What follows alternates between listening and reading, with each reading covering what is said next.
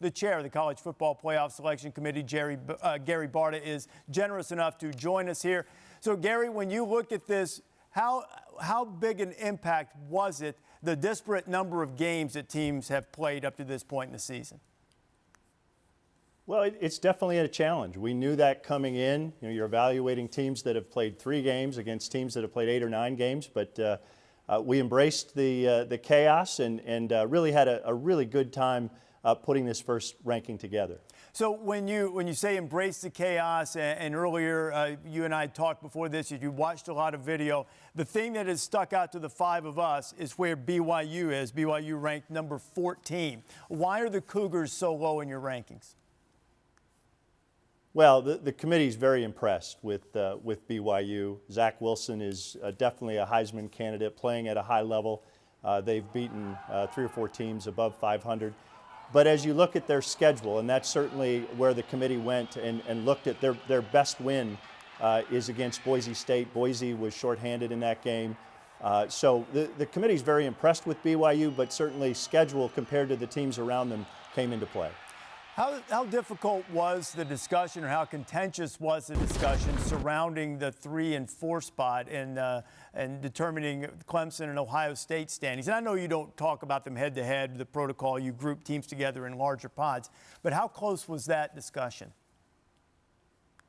Well, the discussion, you know, starting with Clemson, they've really dominated every team that they've played against, other than, of course, the number 2 team in Notre Dame, and they were short.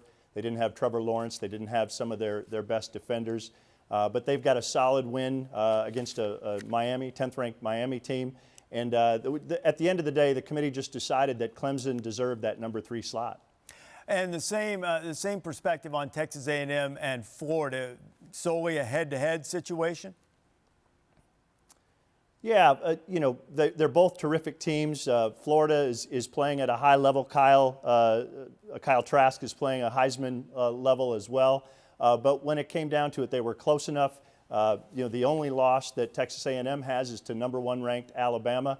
And as a committee, we just decided that they deserve to be a nod ahead. How would you describe the impact of analytics this year in the deliberations?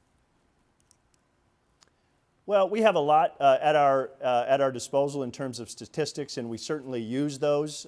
In some cases, we have to see how that's modified because of the differences in games. But I still go back to, we use the analytics. I still go back to, we have 13 experts who started at the very first game watching virtually every game, and it's definitely going to be important. Watching video is always important, but this year probably more important than in the past. You have John Urschel in there, who's a math guy, he's a math expert. Did he not break down a lot of analytical stuff for you guys and make you trust the math on this? You know, whenever I work with a team of people, I tap into expertise. So we certainly let John kind of share with us his thoughts on the analytics. So again, the analytics are still, we're still using them. They're still important. That's one tool that we have. And then, of course, watching the games is also critical. How big, Gary, very quickly, Pac-12 teams not highly ranked. You don't have a lot of data to evaluate right now with them. How would you describe where you think the ceiling is for a team like Oregon or USC? Well, I don't want to predict a ceiling, but you're right. With 3 games, let's take Oregon. They're playing at a high level. They have some talented young players. With 3 games, they haven't yet beaten or played a ranked team. And so right now we had 3 games to evaluate. We put them where we thought they should be for now. You know, we have 4 more weeks of the CFP meeting, and I'll look forward to having more games to add to that resume to see where they go from here. Gary Barta, we appreciate your time. Look forward to talking with you every Tuesday night after these rankings are unveiled. Thanks, Rece. Just glad to be playing football this year. Amen to that.